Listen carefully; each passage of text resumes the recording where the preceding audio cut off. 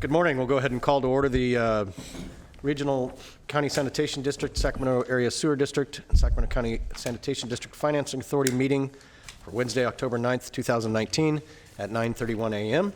and ask for a roll call, please. Good morning. Director Bruins, Carr. Here. Frost. Here. Harris. Howell. Kennedy. Lee. Morning. Mr. Lee, are Lee? you here? I'm here. McGarvey. Here. Lee, I'm here. Natoli. I think I'm here. I kind of blank out, you know.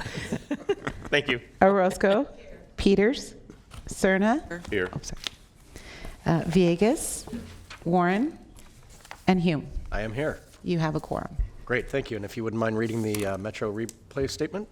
This meeting of the Sacramento Regional County Sanitation and Sacramento Area Sewer Districts is being recorded and will be broadcast on Sunday, October 13th at 6 p.m. on Metro Cable 14, the local government affairs channel on the Comcast Consolidated Communications and AT&T UVerse cable systems. The meeting is closed captioned for our hearing impaired viewers.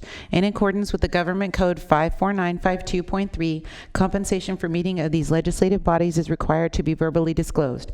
The amount of $100 will be paid for each member participating today as a member of the Sacramento Regional County Sanitation District, and the amount of $100 will be paid for each board member participating today as a member of the Sacramento Area Sewer District. Compensation for the Sacramento County Supervisors and City of Sacramento Council members is paid to the county and city respectively to partially offset the costs of those governments. Compensation for other board members is delivered to the individuals. Members of the audience wishing to address the board should fill out a speaker identification form located at the back of chambers and hand it to the clerk. Please speak into the microphone when addressing the board and state your name for the record. Please silence your electronic devices at this time. Thank you. Great, thank you. Please address the flag and join Director Orozco in the Pledge of Allegiance. Pledge allegiance to the flag of the United States of America and to the republic for which it stands, one nation, under God, indivisible, with liberty and justice for all. All right, thank you very much. We would read item number 1. Acting as your Sacramento Regional County Sanitation District, District Consent Matters, items 1 through 5. I believe we We're have going to closed session pull prior to item that. 4 for discussion and then act on the rest of them. Beg pardon? We're going to take 4 out of sequence and have a discussion on it, and then act on 1, 2, 3, and 5 as a consent. Okay, do I have a motion for the remainder then? I'll move 1, 2, 3, and 5. Okay, I have a motion and a second. All those in favor say aye. Aye. Opposed? Any abstentions? All right, now, item number 4. Item number 4, contract number 6009, approve award of Franklin Sims entry landscape improvements. Ruben will start the discussion, and then our counsel, Krista Whitman, will add on to it. Good morning, Board. This is the project to award a landscape contract. If you recall, we brought this to your Board for approval to advertise recently.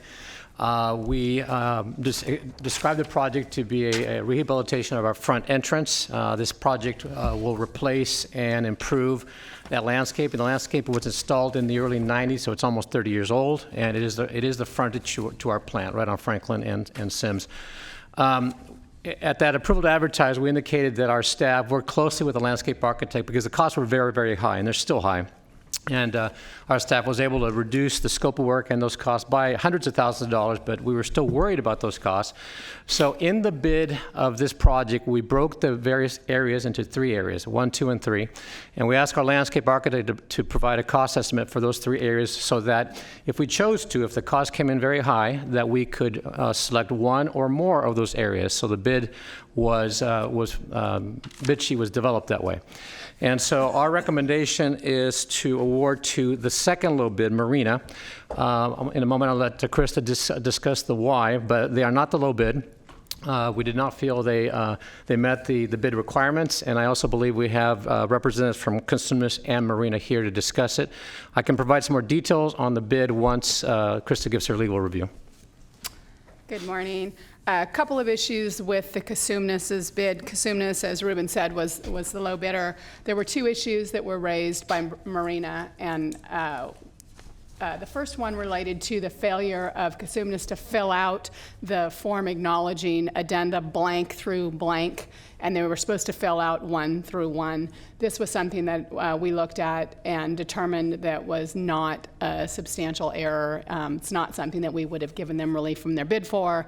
It's certainly something that can be waived by this board, and our recommendation would be to waive that. I think it was an immaterial error. The second issue was raised by Marina, was that their bid was unbalanced, and as Ruben indicated, they were supposed to be providing costs for three different areas, and rather than have specific items, they just divided their total by the 3.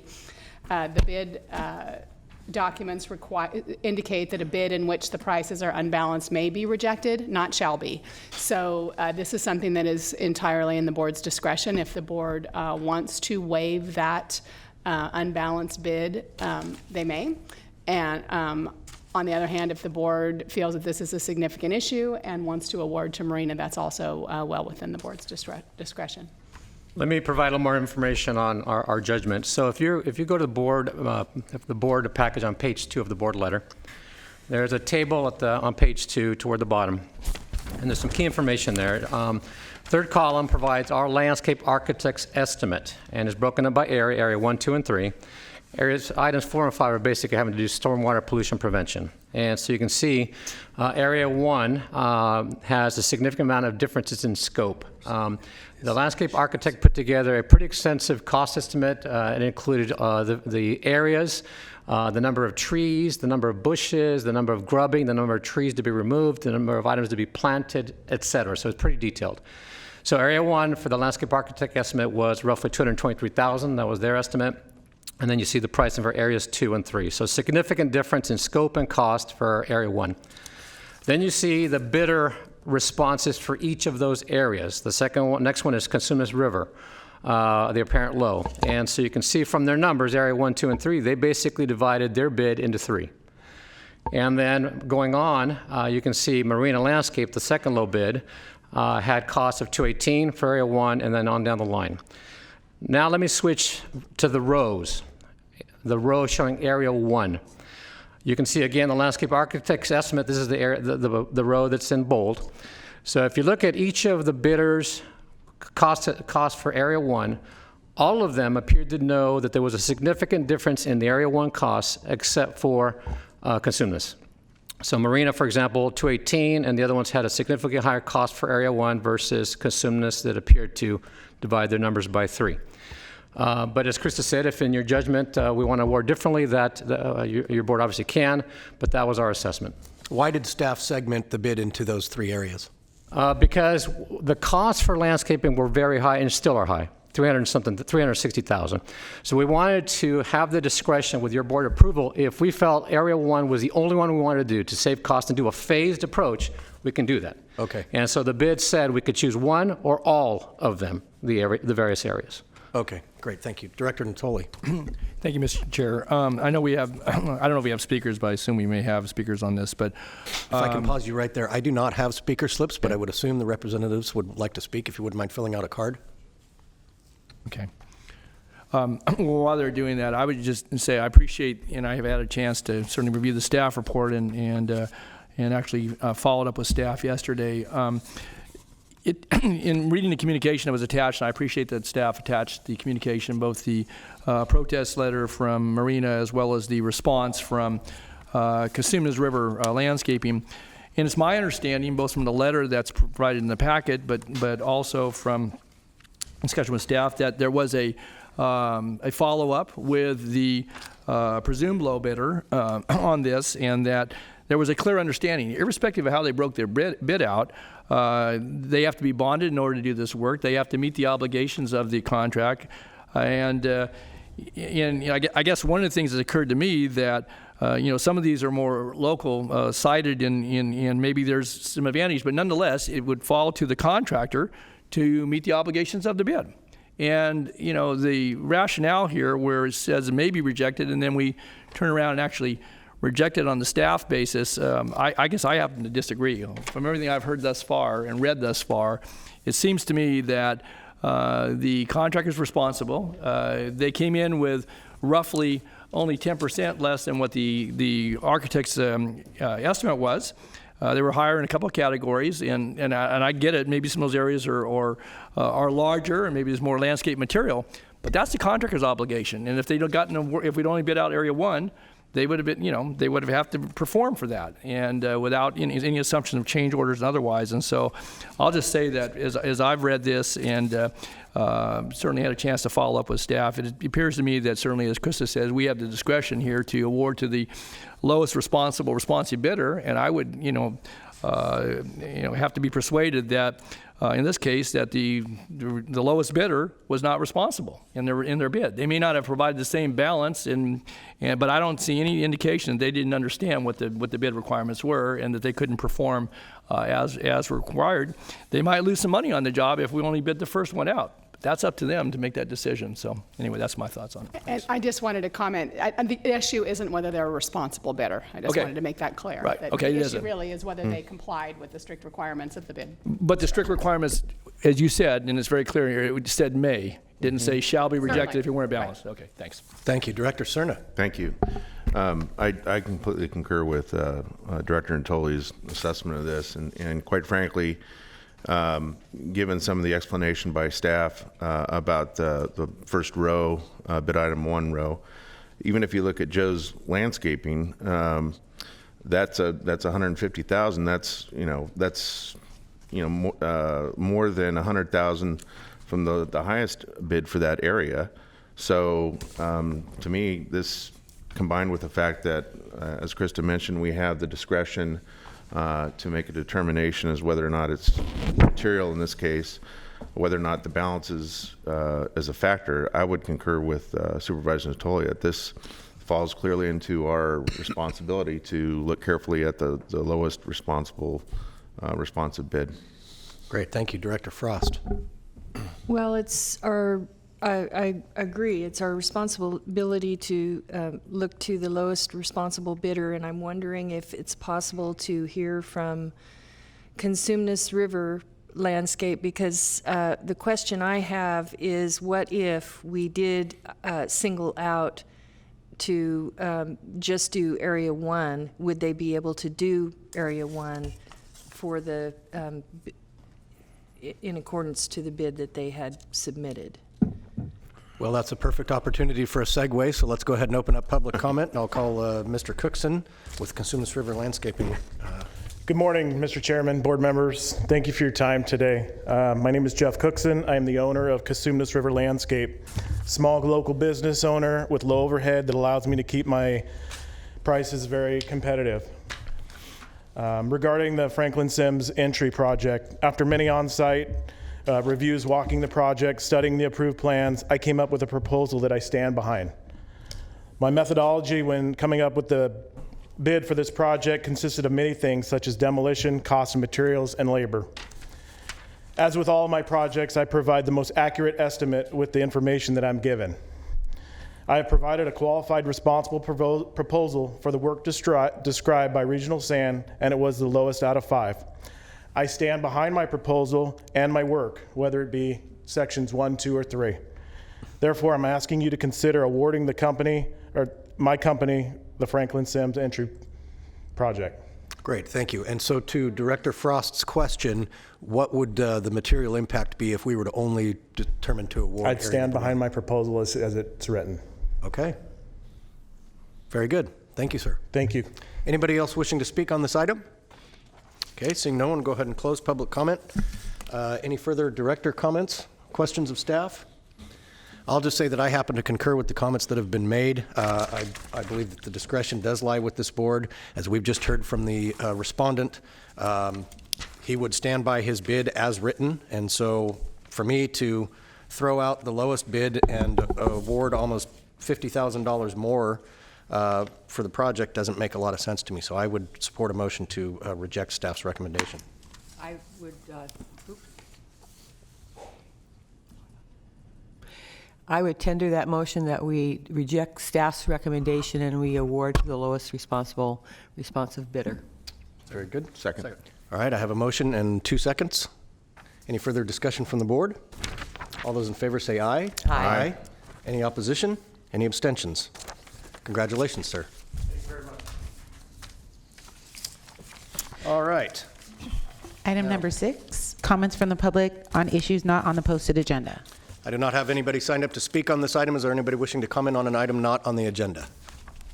Seeing no one come forward, we'll move on to item number 7, please. Item number 7, acting as your Sacramento Regional County Sanitation District Separate Matters, Echo Water Project Quarterly Report for July 1, 2019 through September 30th, 2019.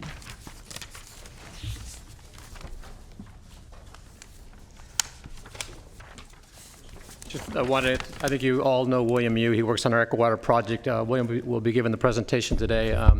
Vic Chiatani, our program lead, had a surgery. He's doing very, very well. He's working part-time, and he'll be back full-time in the very near future, but we're in good hands with William. Thank you. Good morning, I'm William Yu. I'm a senior engineer with the Echo Water Project Program Management Office. I'm here to give you an update, quarterly update of the program.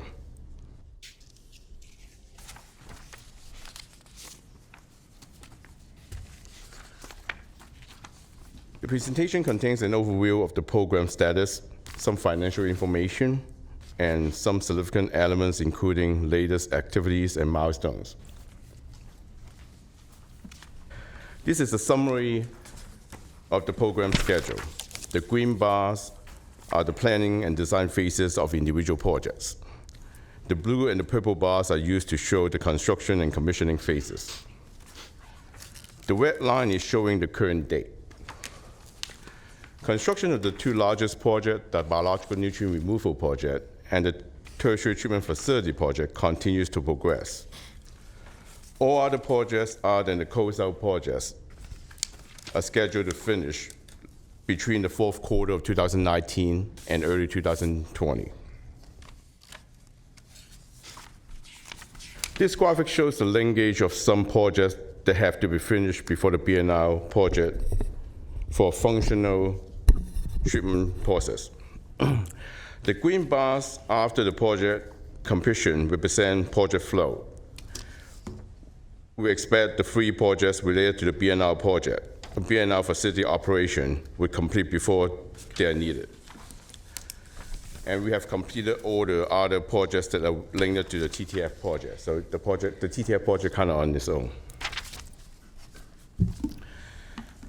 This is a histogram of the program cash flow. The dark bars are actual expenditures, and the lighter color bars are projected expenditures. We're currently ramping up on construction expenditure as a result of increasing activity for the TTF project. This graphic shows the actual versus projected expenditures. We're tracking below the projected expenditures right now. Some program update. We have over 2.8 million labor hours logged already. There's a typo in the first bullet. We actually have 25 lost time injuries. It didn't go up, like compared to the last quarterly update, it's the same, it's 25, but it didn't go down either. We have over 99% of the concrete on the BNR project has been placed. The contract is moving rapidly on the electrical and instrumentation work. As reported by our program manager before, looks like the contractors will not meet the intermediate milestones for the BNR project. Staff continue to work closely with the contractor to develop a target schedule. The current version of the target schedule shows the project still will finish before our compliance date. For the TTF project, the concrete work continues to progress at all major structures. The Efferent system reliability project to replace some large valves in our Efferent system is wrapping up. We have completed over 20 full planned shutdowns of up to 48 hours. In 2 construction seasons, it requires a lot of coordination effort between plant operations staff and also the project team. The last bullet, the nitrifying side stream treatment project is still in commissioning phase right now. We are going to some construction photos right now. This is an aerial picture of the treatment plant taken recently on September 30th. This is an aerial for the biological nutrient removal project, looking northeast. Basin concrete work is almost finished. The two buildings at the bottom right-hand corner is the area control center and also the blower buildings, which houses 6 very large 3,000 horsepower single-stage blowers to provide air for the process. A major milestone for the project is the arrival of the primary Efferent pump station pumps.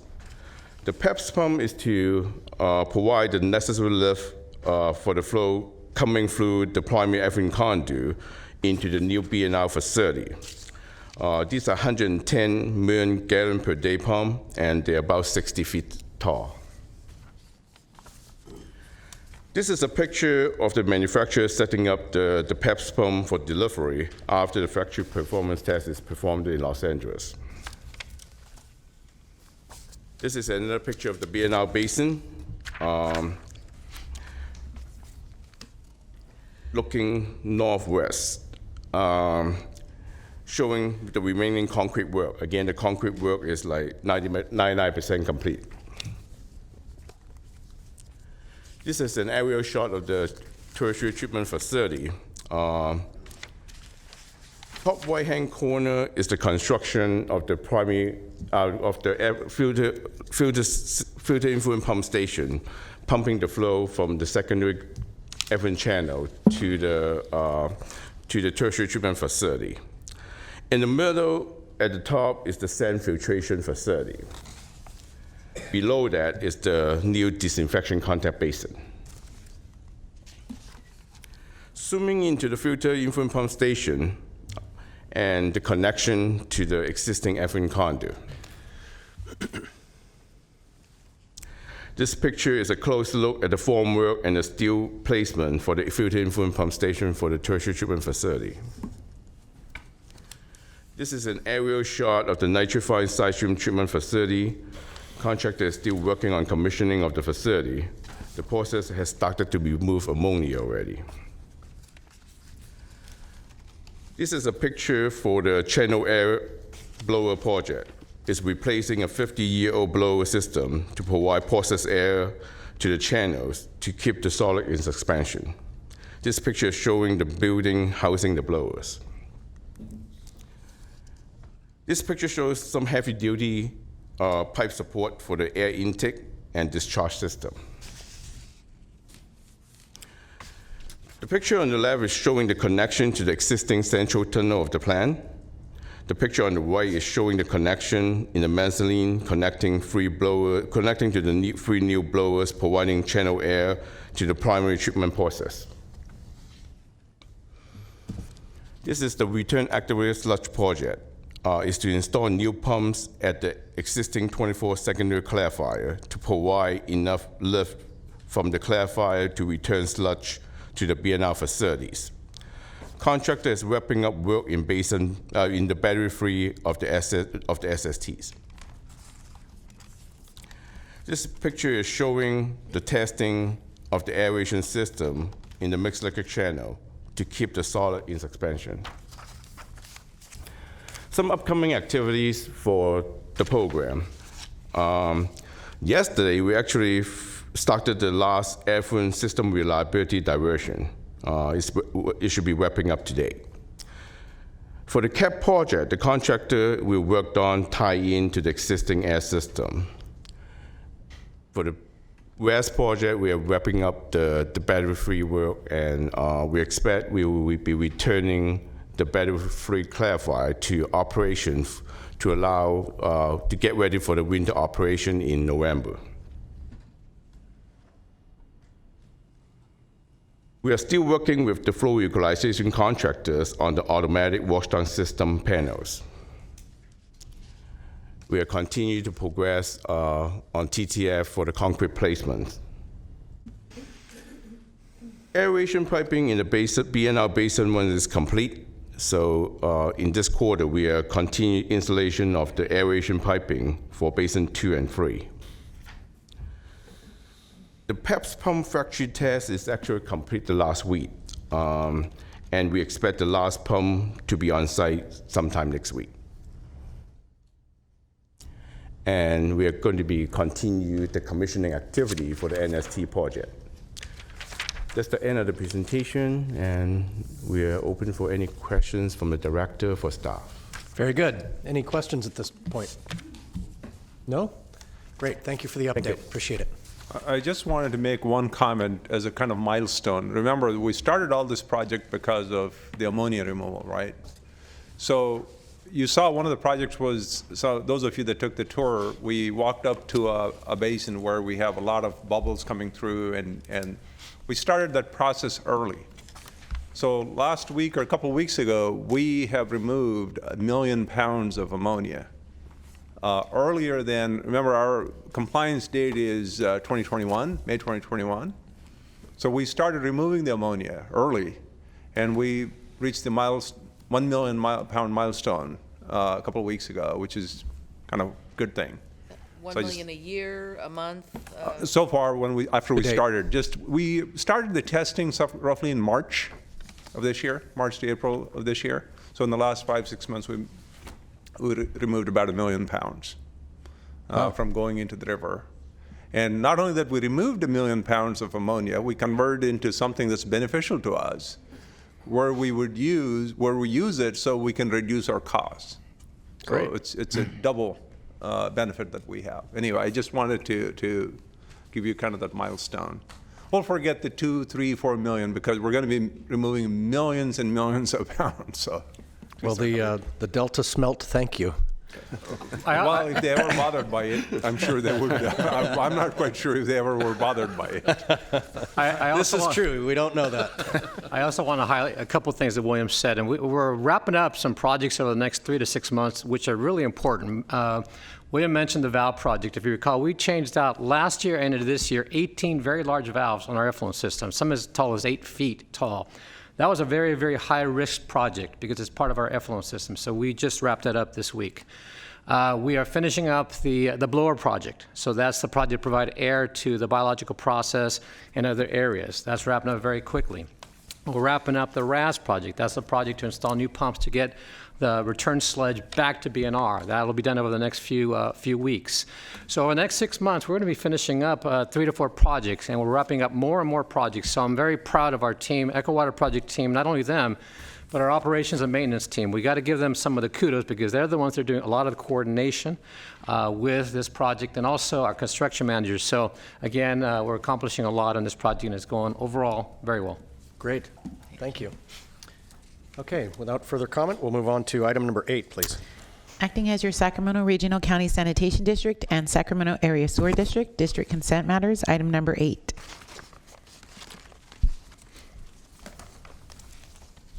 Is there a motion for consent or any Move discussion?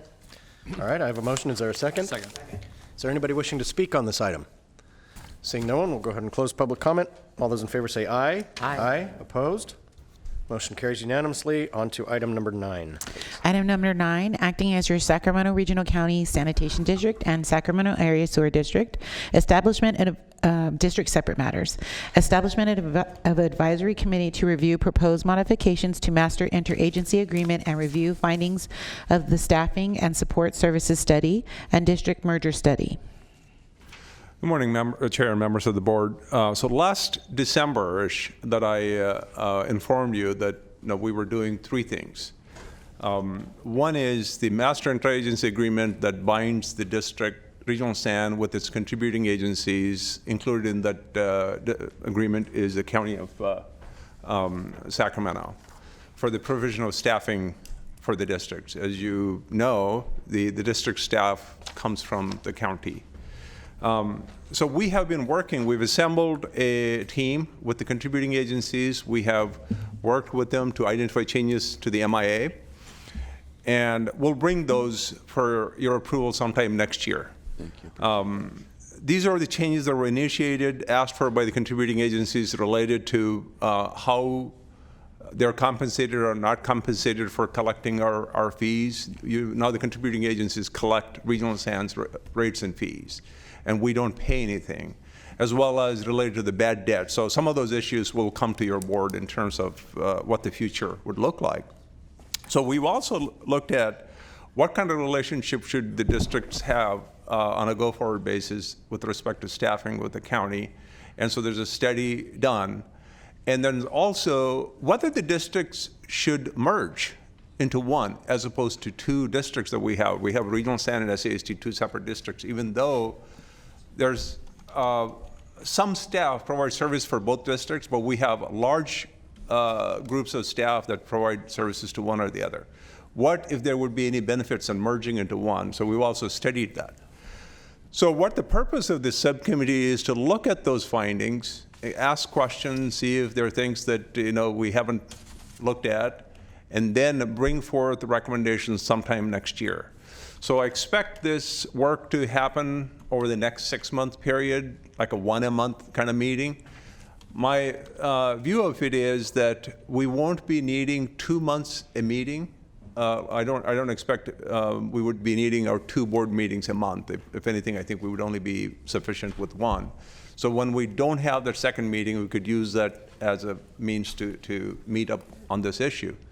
So I'm asking the chair to select 5 to 7 members to participate in this effort, with essentially a distribution of member agencies picking one position for each of those slots. So that's my request. And do you have any preference as far as representation from the different agencies within the MIA? I do not have any preference. All I said is just 5 to 7 different members. So we have 2 county members. We got Yolo and Sacramento County, and then we have 6 city members. We got West Sac, City of Sacramento.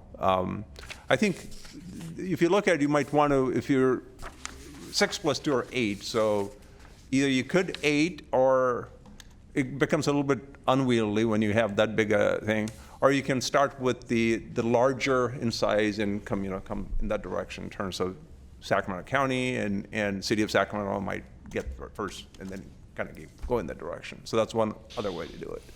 Okay, so I'll leave it up to you. Okay. I already have one person interested in serving on this, Director Villegas, who unfortunately had to leave. I'm interested. Okay, so Bruins, Howell, and Orozco. How many is that? That's 4, and then I'll serve as well. There's 5. Anybody else dying to get on this committee? Okay. I think we have it formed then.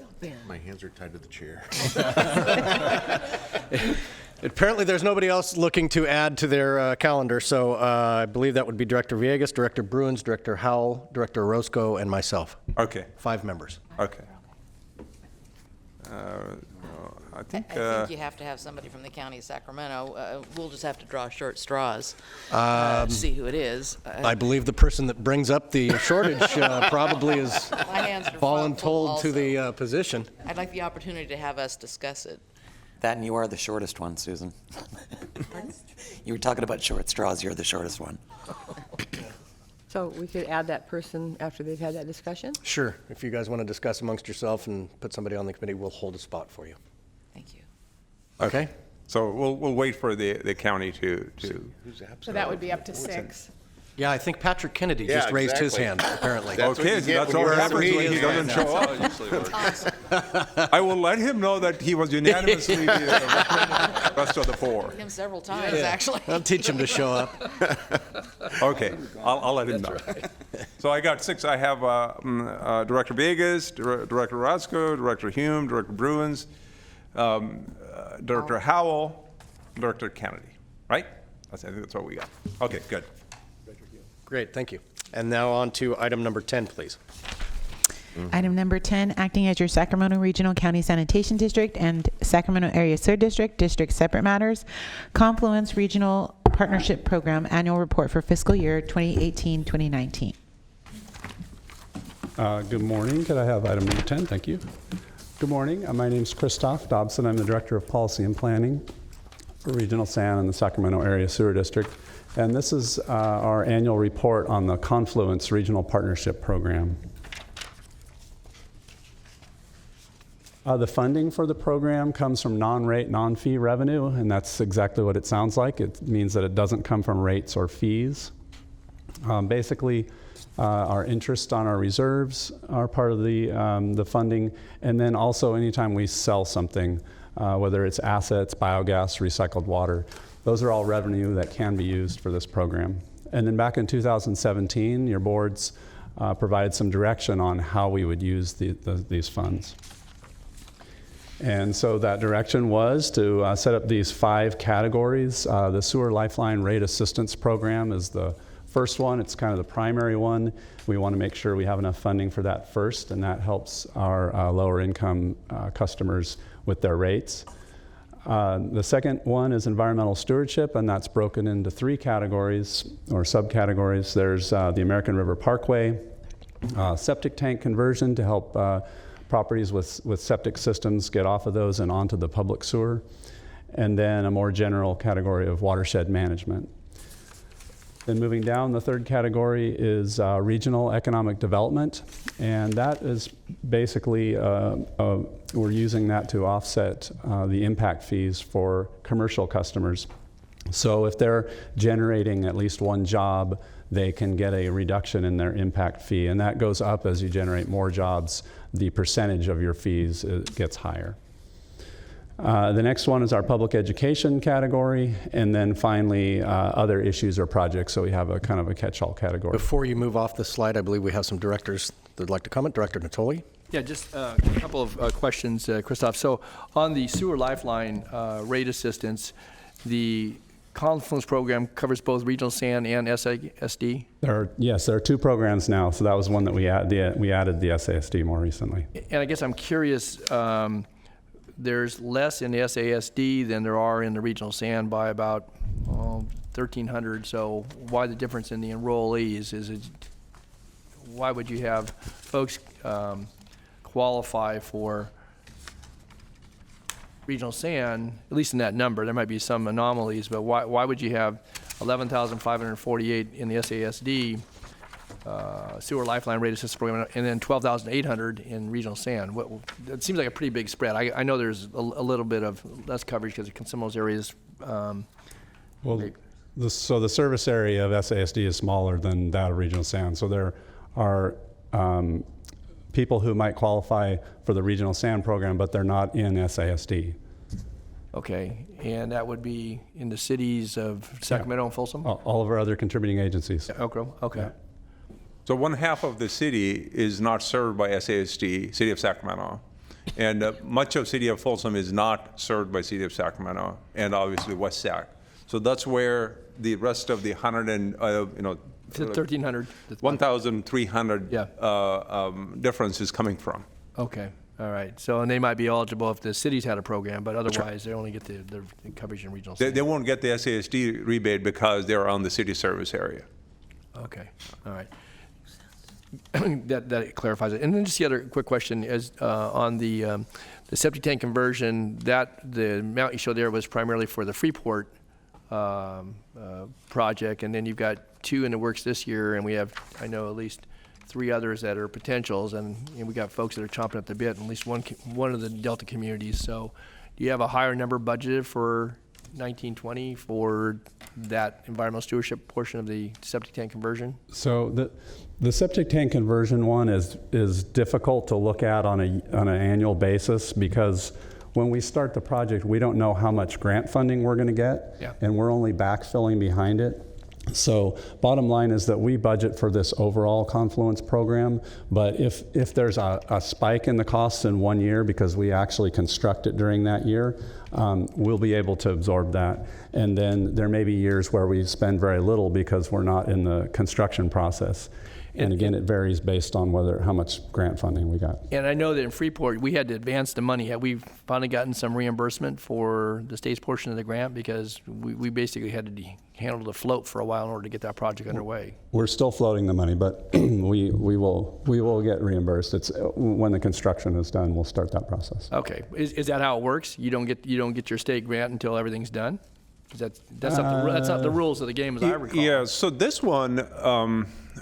Because we wanted to expedite and get this construction through, we didn't wait for the state to complete all their lengthy review process. Once we got a preliminary approval, we went ahead and did it. And so we're almost at the end. I haven't even signed the final contract yet. They came out and inspected, so we'll get one check. But in the future, because they're small projects, they expect like a 2, they're kind of reimbursements, and it keeps our costs down and their costs down as well. Okay. And we are able to, on a $2 to $3 million range, we're able to absorb that cost and wait for the reimbursement. And last thing, do you use the Confluence account then to cover the float, or do you use other district accounts in order to? We have reserves. The Confluence program is a year-end accounting thing that we do. Right now, because of the interest rates, not as high as they were at least some months ago, we're still in a pretty decent shape with respect to both districts. We roughly have about $10+ million on the regional sand side and a couple of $1 million, $1.5 million or so on the SASD side. Okay. So we're able to front that and then get that money back. Okay, thanks. Great, thank you. Director Howell. I was just going to ask what the plan was on the for getting the septic tank conversion stuff done. So how many are there left to do? Well, there are 5 projects that we're looking at, including the Freeport, and there are potentially some others. We're doing some looking into West Sacramento to see if there's anything there, and also the city of Sacramento. So, but we've got 5 communities that have been identified, and we're working through those. Okay. So we got Hood, Franklin. Those are the 2, just to kind of give you where they are. And Orange Park Cove, Linda Manor, and Old Florin Town. Those are the 5 that are on the books that we're continuing to do the environmental studies and preliminary work in the expectation that we would have some grants coming. And in some instances, I think the grant may not be sufficient to cover where we said we would bring back here if the opportunity is right to put additional monies into it so we can get those taken care of when we have this opportunity with the state. So that'll come forth here sometime early next year in terms of what kind of funding shortfalls we're looking at. Okay. One other thing, individuals are also eligible for this program, so we are doing occasionally a single lot that needs to convert. Okay. So on the individual front is that we can grant up to $25,000 if it's a low income. And whereas if it's high income, we would be waiving the impact fees. That would be as low as waiving the impact fees to as high as $25,000 is a range where people could be eligible for, and they're taking advantage of that program. Christoph, one more thing I wanted to add just for the benefit of the discussion on the environmental stewardship, especially for the American River Parkway. We have, through the county, committed $200,000 for Pride Industries to hire homeless folks to go help with the cleanup, to essentially to provide, as you remember, Director Frost, that it was. What I heard from my counterparts on the county side is that program hasn't really been able to attract a steady stream of homeless folks to continue to help. They're still looking at it, whether we would be successful, but what I indicated to them is we would continue to support if there's a need that exists in that area. They may be looking for other vendors besides the one that they currently have. So I just wanted to give you a sort of a feedback in terms of what I'm getting from the other side. So the money that we have allocated, $200,000, it was not completely spent this last year. Director Cernak. Thank you. So that's a good segue into the comments that I wanted to make here. My question is, first of all, I want to thank you and your staff for clearly hearing me and others over the years about the prospect of adding some value to the overall effort to keep the American River Parkway as clean and safe as possible. But my question is, how are we managing the allocation for this specific allocation relative to understanding what our regional parks department are doing? How are we using the limited funds to best leverage other opportunities or to complement some of the initiatives that the regional parks department manages to keep the parkway clean? I think you answered some of it just now. Yeah. But if it's clearly not working, this $200,000 appropriation as planned, then I would like to understand how we think we can maybe regroup and reapply those funds with the clear objective to make sure that we're maximizing the ability to keep, especially the lower reach and some of the most impacted parts of the Parkway, as clean as possible. Very good point. So on regional sand side, we have made a commitment of actually $400,000 through the county, $200,000 just for Pride Industries to hire whoever they needed to hire to clean. That's a $200,000 chunk. I think that's spent, that is used up. The other $200,000 explicitly supporting the hiring of the homeless to help. That is where I don't believe the county has been able to spend the money in that account. On top of it, we have funded with the city $100,000 for the providing septic services for the homeless. So that was spent. We paid for that, reimbursed the city for that. And then we've also funded the American River E. coli study, helping us to see whether it's the bacteria that's associated with the homeless encampments and whatnot. So we've actually the seed funder for that effort, and we're continuing to engage. We're actually funded the county's portion of the study as well. It's a three-party agreement between the city, Regional Water Sand, Quality and the county parks. So we paid ours in the parks. How does that relate to what the state's doing? I'm sorry? How does that relate to what the state is doing on that front? State actually is guiding the effort as opposed to putting the money. State hasn't brought much money to the table yet. It's our money that actually is at play. And I'm going to let Christoph. Well, the state has provided a lot of in-kind service. They're doing a lot of the work, a lot of the sampling. Okay. So last comment here, and I know others are queued up to speak. Remember too that it's not just regional parks that is using general fund monies and other funds to clean the Parkway. We also have some funds from SWA that are also applied in the context of addressing illegal dumping, and as I've done here many times, I do with that board to try and direct energy and resources to the Parkway as best I can. And I know others on this board that also serve on that board have done likewise. I would like to suggest that at some point, maybe first quarter of next year, I would like a briefing with Eberbacher, with the director of SWA, and maybe with Liz from our Regional Parks Department to understand how we're using funds, personnel, equipment, everything that's dedicated to cleaning up the Parkway from these three agencies, because I really haven't gotten my mind wrapped around kind of the totality of how we're clearly managing all those resources from different places. So definitely, sometime we'll in the spring. Okay. And I'll also tell you, we are proactively reaching out to the city as well as the county counterparts to say, continue to come up with the funding requests in these areas, because we definitely wanted to engage them in that area. And there may be others on this board that may likewise be interested in that briefing, so we might want to make it a bigger group too. Thank you. Okay, Director Carr, and then Yes, Director thank you. Frost. One of my concerns has been the Sewer Lifeline Rate Assistance Program, and almost all of the utilities have a program similar to this, where the boards and the councils have committed to providing assistance to low-income residents. The catch has been that in order to receive that discount, you must be a rate-paying customer. And so at the city, what we did is look at those rate-paying customers, ratepayers who were eligible for the SMUD program, because SMUD is individually metered.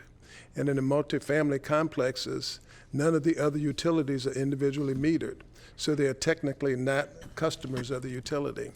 So what we did at the city was to identify in those multifamily complexes where many of the low-income residents reside, identify those SMUD customers who are in those apartments, and working with a cooperative owner, identify who has been there for a year, and provide on a pilot basis the income for the rebate for the water that have been used for that year.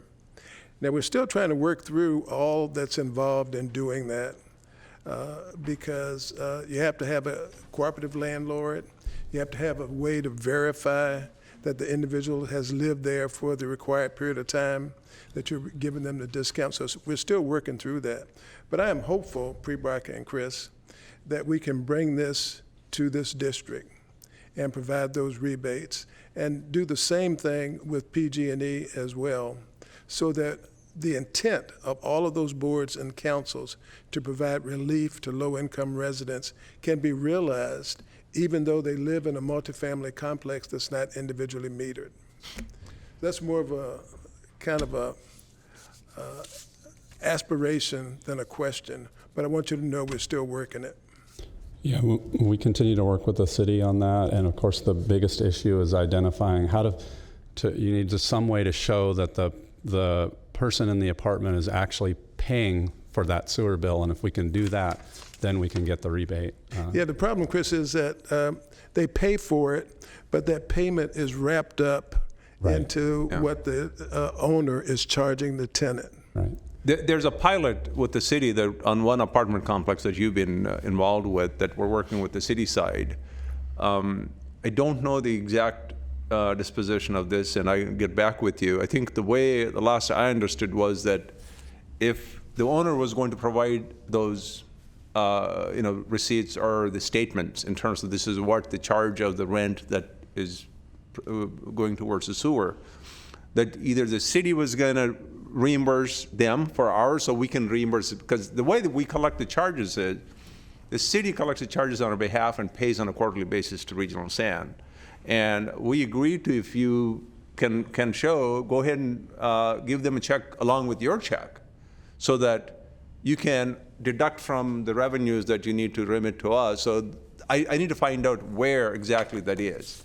Well, the city went ahead with its own project. Initially, we had talked about working with Regional Sands and have Regional Sands cut the checks. Which we were willing to do that, because it may have been onerous for the city to do that. But on a pilot project with just a few hundred customers, the city decided to go ahead and see what was involved in writing the checks and getting the income dispersed and working with the property owner. We're still working through that process.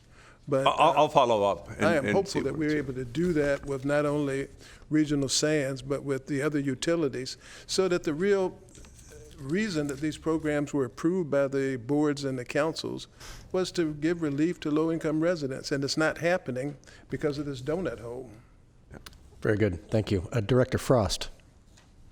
I just wanted to comment just a little bit on the Pride Ascent program, because it was kind of a vision that I had, and I totally agree with Director Cerna in that it's important to keep working on the Parkway and to have programs that are successful. I went out and met with those the Pride folks that are administering the program, and the challenge that they had right out of the chute was just getting individuals who were not on marijuana or alcohol. They did the testing, and everybody was testing for it, and then they ended up waiving that requirement and continuing with the training and recruiting enough people that could actually that were able to come out every day and work in a certification program and then do actual physical work. And also one of the concerns was that maybe construction was a little bit more difficult than maybe some other work programs like janitorial or culinary, or, that there might be some other areas that aren't so intimidating and intense. And so we just wanted you to know, Prabhakar, we definitely knew we were going to look at it at the end of the year and we want to put our money toward programs that are working. And so We'll be supporting that kind of thing, so as part of that, as long as it's kind of helping with the American River cleanup. Yeah. I've also heard that there may be a different vendor that we might be looking at as well to help with this. But again, we'll work with the county staff. And the other thing I wanted to mention is the E. coli and the safety, swimming safety and the signage and so forth. That is emerging as a bigger, it seems like It is. It's a lot of a public focus. safety issue. So this is something that really connects with what we do here. So I'm hoping we can support that effort. Thank you. Thank you. Director Roscoe. Thank you, Mr. Chair. I think, so one of my questions was, who was the vendor for the homeless services for the Parkway cleanup? Is that Pride? Is that the name of the vendor? Pride Industries. Well, there are a lot of, for this one program, it was Pride Industries. Okay. And they've done an amazing job. I think the big challenge that they had was with recruitment. They couldn't get enough people out of the number that they recruited that could actually do it. And so the idea we had was recruit more, but that's not really, that's been the challenge, is getting enough, recruiting enough people so that you have that number that actually can follow through with it. I think, is that the impression you had also? That's what I Prabhakar? heard. Yeah. Okay. So they're working on it, but I don't know if that's going to be, I don't know how this is, we'll have to review it at the end of the year and see if it's, if there's something better we can do with the money. I think if the principal objective just remains, first and foremost, how best to maximize the use of the resources to clean the Parkway. I don't want to say regardless of who's doing it. I think there's a real opportunity to kill a couple birds here with a single stone, but if it's not panning out the way we want, I think we really need to keep our eyes on the prize, which is to really, we're pulling tens of thousands of tons of trash out of the Parkway on a fairly regular basis. So it's kind of like, painting the Golden Gate Bridge, but we need to make sure that we're doing everything we can, especially in that lower reach, to really focus on the prime objective here. Well, on that note, in the city of West Sacramento, we did our pilot with the Downtown Streets team, and it was a wild success. So much that we went ahead and re-extended their contract with them. We have a large waiting list, and I know that we brought them, that they have come into Sacramento as well and have been doing a really good job. So it's just another vendor to consider. The county's actually worked with Downtown Streets team for about a year, and we had separate challenges. It's a little different on the Parkway, I'll just say, versus in kind of urban areas when you're trying to employ these folks to come out and assist and flank our Parks Department. It's a 4,500 acre recreational asset that is a lot different than a suburban neighborhood or an urban neighborhood, and so it has separate challenges. Director Howell. This is going back to Mr. Carr's comment.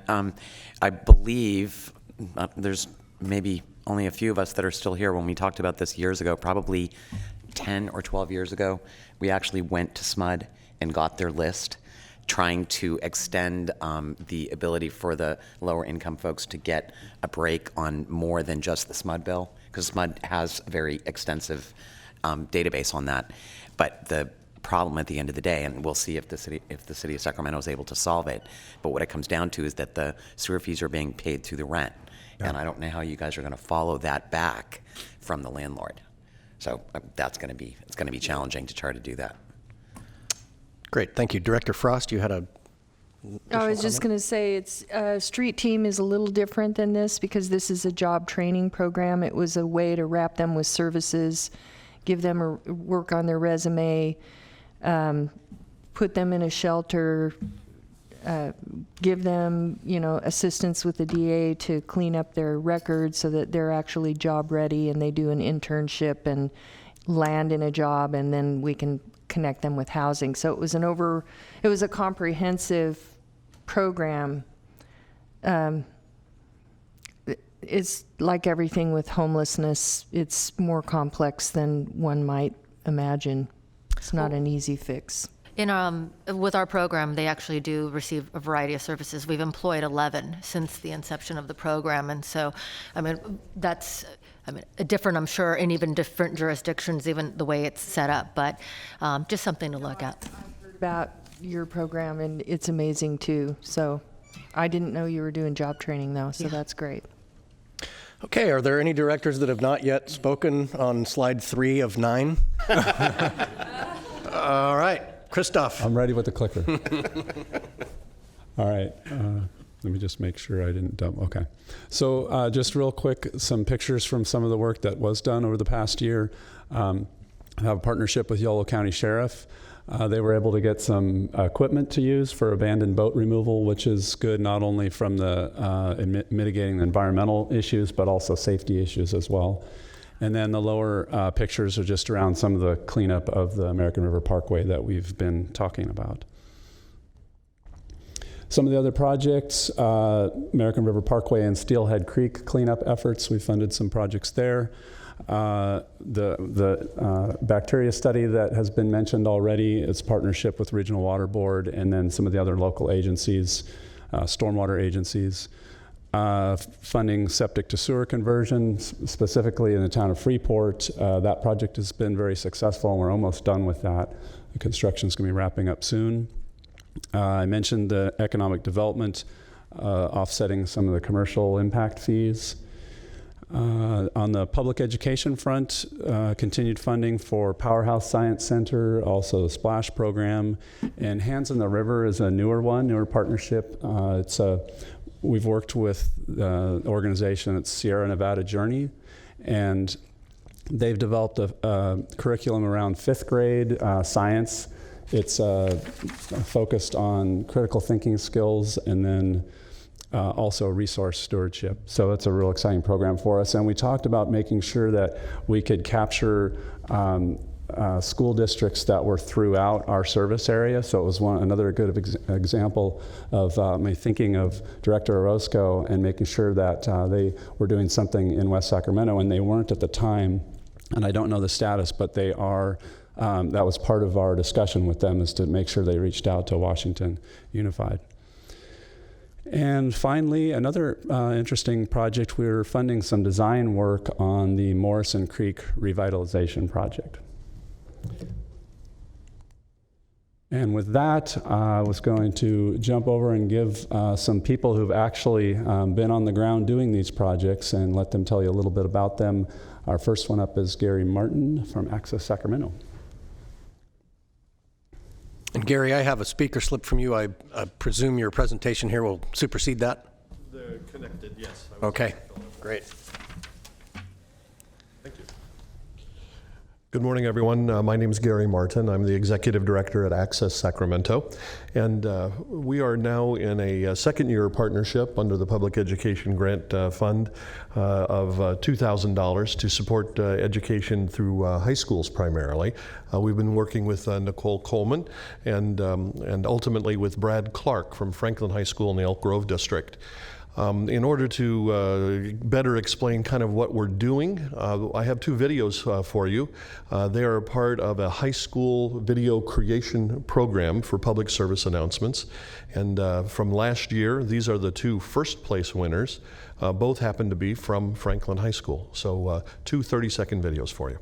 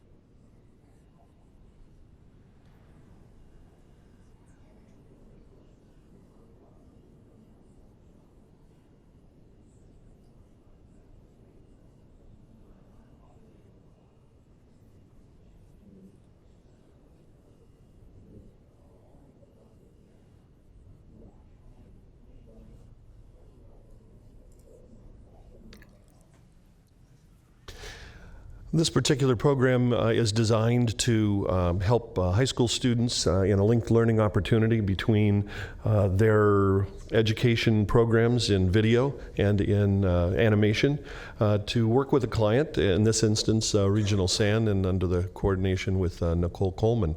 The goal here is to help students understand that in the real workaday of creating video, that many times you have a client, and that client has to be pleased and satisfied with the result. In the last 5 years of the program, we typically get between 70 and 100 entries. In this last year, with a grant program from Regional SAN of $2,000 cash awards as honorarium to the top video projects, these students ultimately get to see their work on Access Sacramento, our cable distribution. Much like Metro 14, we are the public access opportunity in the area. They get to see their programs on our channel, but we also invite Nicole and people from her staff to award these checks live on television during a program that we do called Live Wire, Wednesdays at 5 o'clock. So I will only tell you that this type of educational program has value not just to the students who get to work in the linked learning opportunity, but also because these videos are shared in social media from the websites that Regional SAN operates and from our websites. So the messages of don't use wipes or don't put mercury into the system, and ultimately with improved sanitation by fog. I can tell you I very much know this acronym now because I've seen a lot of videos about it. No fats, oils, or greases. So it is an effective program, and I think it's a really worthy use of $2,000 toward about a $3,000 expense in our budget to make this project operate. So we support it, and we thank you for supporting it as well. We do offer special thanks to Brad Clark from Franklin High School, who's been our high school coordinator on this project now for its 6th year. We have invited 32 media arts instructors from the local high schools this year to participate. They have till the end of this month to sign up to agree to be a part of the program. We would expect to have a large number of videos turned in again by early next year. Nicole and her team review those, and those projects that are on task, communicating a message, all get, at least at a minimum, a certificate of merit. We offer cash awards for the honorable mentions, and then 3rd place, 2nd place, and 1st place in both an animation and a live performance kind of video like the one you saw just now with the real sunsets and the river. Thank you again for your support, and we are delighted to be a partner as part of your Partnership Education Grant Program. And I'll be happy to answer any questions if you have any. Thank you, Gary. Any questions? No? Appreciate your work. Thank you. Thank you very much. And thanks to Nicole for spearheading it. Good morning, directors. I'm Stephanie Stevens. I'm the executive director for the California Park and Recreation Society. We are a nonprofit organization, trade association that provides advocacy, education, and networking for park and recreation professionals around the state. We have number one, I'm here to say thank you so much, because we have been part of the Freeport sewer conversion. So thank you, thank you, thank you, thank you. Once again, thank you. Our organization has lived at the corner of Cosumnes River Boulevard and Freeport Boulevard for about 30 years now, and we are very excited to now be off of our smelly, sinking, landscaping, septic system that we have been on for so many years, and to be on this public sewer system. I can also want to say thank you very much to the folks at the Sacramento Area Sewer District and Regional SAN, everyone that we have been in communication with over the last, gosh, it's been what, a year, 18 months or so that we've been in talks about this project, have been amazing to work with. The communication has been outstanding. I can call with any number of silly questions, and Peter Castles especially is the one that I've been working with, has been open and willing to chat with me about that. So definitely want to give a shout out to them. The contractors that came and worked on site, we actually were at the very end of the conversion project, so we actually got turned on first. Yay for us. The contractors were great to work with. My only complaint is they wouldn't let me drive the big equipment when they were destroying my septic tank. I really wanted to do that, I know. Every day I would go out and say hello to those folks, ask them what they were doing. They were more than willing to, stop for a second and just kind of give me anything I ever wanted to know, not really about a septic or a sewer tank, but now I know, right? So that is great. So thank you for that as well. So we are a nonprofit organization, and obviously grant programs like this are very important to us now that the funds to maintain our our septic system can now be rediverted into member services because we won't have to be taking care of that septic tank any longer. And our property values have now increased as well because of where we're located and now being on that public sewer system. So thank you for that.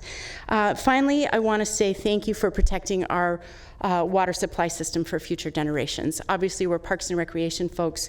We understand as stewards of public lands the importance of our water supply. So thank you for your foresight in setting aside money and helping folks like us be able to convert into a public system so that we can make sure that the Sacramento River is maintained for years to come. So happy to answer any questions for you. And also, if you are interested, I brought some Parks Make Life Better pins for you all because parks do make everyone's life better, don't they? So thank you very much. Thank you, Stephanie. Director Howell. This is probably for Prabhakar, but are they the last address that, given that they're like right next to the outfall? I just find it bizarre that, that they weren't tied into the system. It has to come back into the plant, right? I know. So tying it back into the system is much longer than just going directly to the outfall. Oh, yes.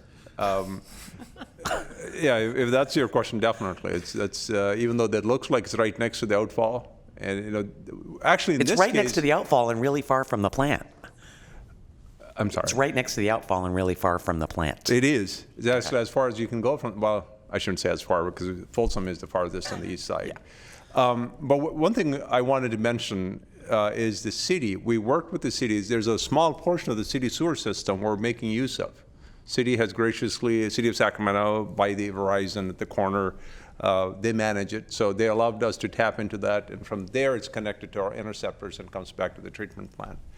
I think in the first week of November, we've got a final sort of a community meeting that's coming up where the pump manufacturer is going to do some demos for the homeowners. And then I think we'll have Director Natoli going to be there, just kind of close the project.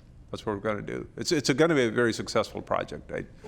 Finally, they're very happy, and they see that finally this sewer service is here. Great. Thank you. Director Natoli. Yeah, I just wanted to echo certainly Stephanie's thanks and that of others here because, again, this project, once it got going, it went pretty quickly. But to your point, you were there even before Casuma's Boulevard tied into Freeport Boulevard. I would just say, though, that this was probably 20 years, and from the time of the kind of genesis of the idea to actually getting to closing in on the completion of the project. And I want to thank district staff, both the SASD and certainly Regional Sanitation, and a whole lot of other folks, and certainly business owners and residents, because we had a lot of meetings over the years and couldn't get the price down, and finally were able to, through the Confluence program and the district's efforts, to achieve that with sewer credits and some other things. And so appreciate the patience. And I know that you folks struggle with the septic system there at your offices for a long time. So it's a good day all the way around. So thanks again, Stephanie, for being here. Absolutely. Thank you. Fresh water's next, right? I'm just kidding. Okay. Thank you. Thank you. And it looks like that'll be our last speaker. I think Sergeant Sam Machado is not able to make it today, so he was going to describe a little bit more about the equipment that they were able to use to identify the underwater craft and stuff like that. But you do have the pictures in your packet, and you take a look at them, but that's all we have. Great, and so I believe that brings us to the end of the presentation. Yes, it is. And I'm going to assume that we've exhausted director comments at this point and move on to item number 11. I just wanted to mention that we won't have a second board meeting in October, so the next one is November 13th. But do we want to do that subcommittee that same day? Not this month. I think we're going to be preparing a little bit for that, so most likely either November or December when we'll start that. Okay, but I'm just a suggestion. If we think we're only going to be having one board meeting, then maybe we use that time slot for that subcommittee. Which is what the intent is. So I'll let you know if we're prepared to make the presentations and for the subcommittee by this meeting, then we'll use the time slot. So I'll send a note out to the members. Great. We still have the closed session. Yes. So we'll just, after this, we'll go to the closed session and we'll complete afterwards. Okay, we will note the communications received and filed and adjourn into closed session.